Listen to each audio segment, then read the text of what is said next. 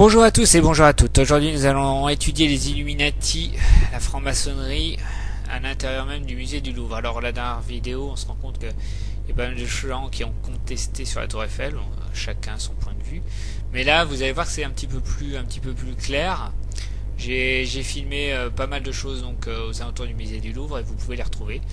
Donc voilà deux personnages qui portent des symboles francs-maçons. Ça c'est quand même relativement incontestable, qui indique bien que la franc-maçonnerie donne des signes. Donc nous avons le compas sur la main droite et donc un signe franc-maçon sur la main gauche. Ensuite nous avons l'étoile au centre.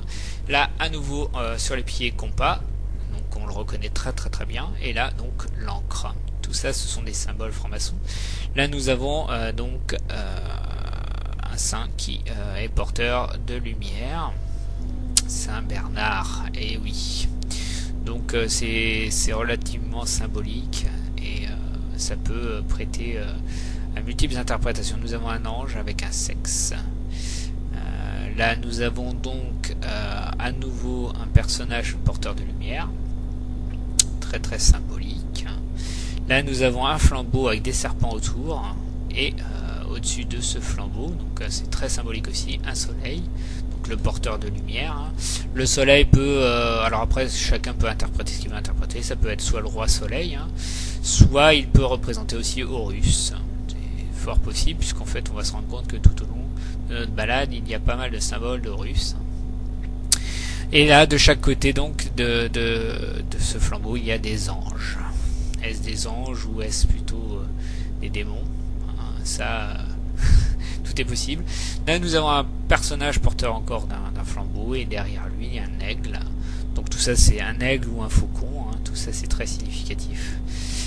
Toujours l'oiseau qui est très représenté et en dessous de ses pieds il y a donc une bête. Ça aussi je pense que c'est quand même très symbolique.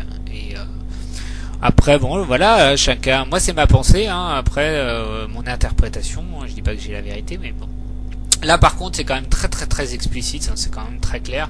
Nous avons, vous allez voir de chaque côté deux têtes de Satan et de la tête l'âme de Satan, enfin si on doit parler d'âme, puisque il faut savoir que c'était quand même un ange déchu, il s'est opposé à Dieu, donc donc il a perdu son identité d'ange et est devenu l'ange rouge. Et qu'est Satan? Donc cette représentation artistique montre réellement voilà qui est Satan, c'est vraiment très clair.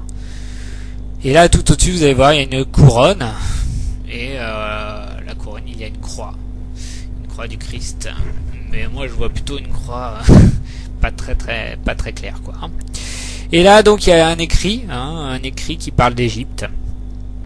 Donc je vous conseille de si vous avez des longues vues ou bien si vous avez des jumelles, allez voir ça, c'est très intéressant. Ça se trouve donc sur les extérieurs du musée du Louvre et vous verrez que ce qui est écrit, on parle bien de l'Égypte, donc et de Dieu, enfin de Dieu, d'un Dieu, parce que ça a plutôt rapport avec Horus, je pense.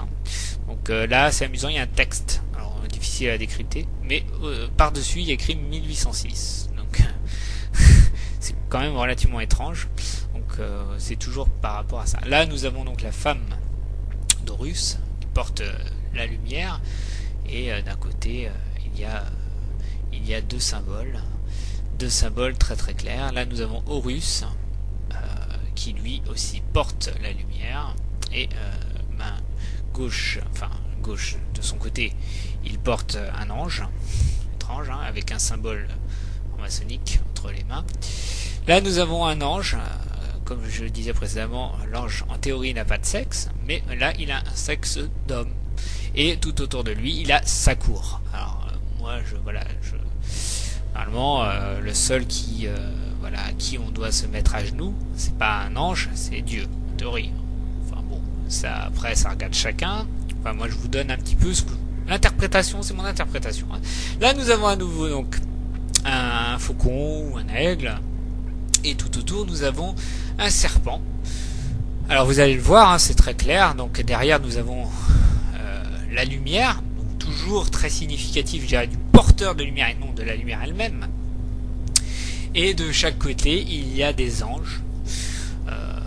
moi je trouve ça quand même étrange qu'il y ait ce serpent autour, hein, et normalement aucune représentation de Dieu ne doit être faite sur Terre, hein, parce que nul ne sait qui est Dieu, nul ne l'a vu. Mais voilà, c'est une représentation artistique. Là nous avons un personnage qui a un compas dans la main. Donc j'aimerais savoir réellement qu'est-ce que représente un compas pour la franc-maçonnerie. Il y a une publicité là en ce moment qui passe, hein, avec un gros compas énorme qui fait peur, hein. On entend vous n'aimez pas les maths.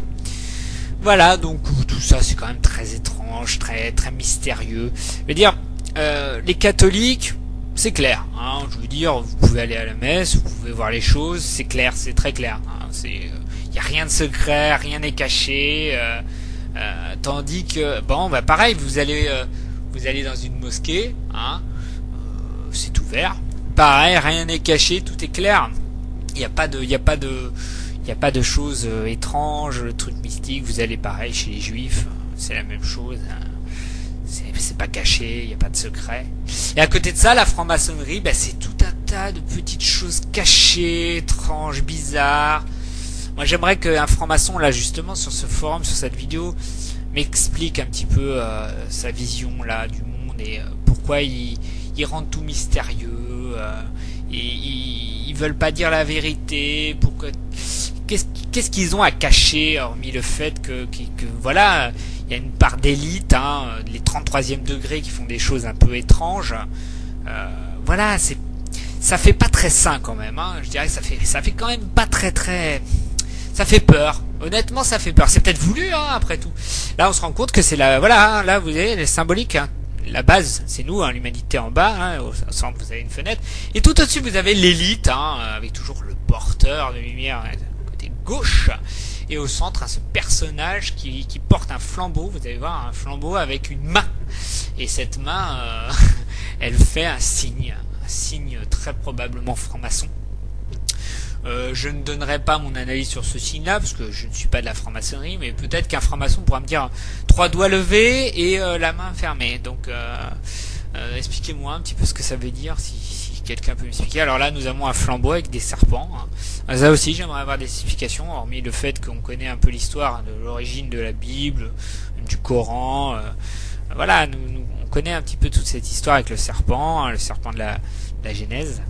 Alors moi j'aimerais avoir des explications, hein, 3 doigts levés et le reste fermé, donc les 2 doigts. Hein, donc qu'est-ce que ça veut dire ce signe, hein?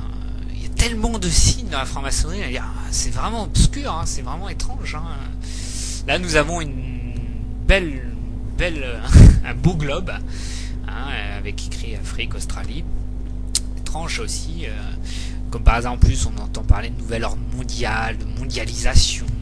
Vous voyez déjà, on dirait que c'était déjà prévu depuis tellement longtemps, hein, tout ça, c'est quand même clair, c'est quand même visible. C'est visible, mais bon, et c'est vrai qu'à l'époque on n'avait pas de jumelles, on n'avait pas des trucs, donc c'est très haut, hein. Faut vous lever les yeux, hein, pour voir vraiment tous ces petites choses très intéressantes, hein, autour du Louvre. Allez-y, vraiment, ça vaut vraiment la peine. Et analyser, donner, voilà, laissez libre cours à votre pensée personnelle là-dessus, hein, je veux dire, voilà, l'obscurité, moi c'est ma pensée, c'est mon envie de m'exprimer là-dessus, je trouve tout ça bien obscur, bien étrange. Par contre le musée du Louvre est très beau, faut quand même le reconnaître, quand même très intéressant, c'est à voir, hein, c'est vraiment à voir, en plus on ne peut pas en une journée voir tout. Alors là, c'est quand même significatif de l'Égypte ancienne, hein, c'est-à-dire que vous verrez, si vous regardez plein de documents sur l'Égypte, vous avez le bateau avec donc un homme dieu, hein, on va dire ça, parce que c'est un peu la représentation de ce que veut devenir certains êtres humains, au centre de ce bateau, puisqu'il y a un côté divin et tout autour. Donc vous avez toujours côté gauche là, vous avez un ange encore porteur de ces 2 serpents, donc c'est quand même très étrange, hein. Il faut savoir quand même que lisez la Bible, lisez le Coran, c'est valable, ça vous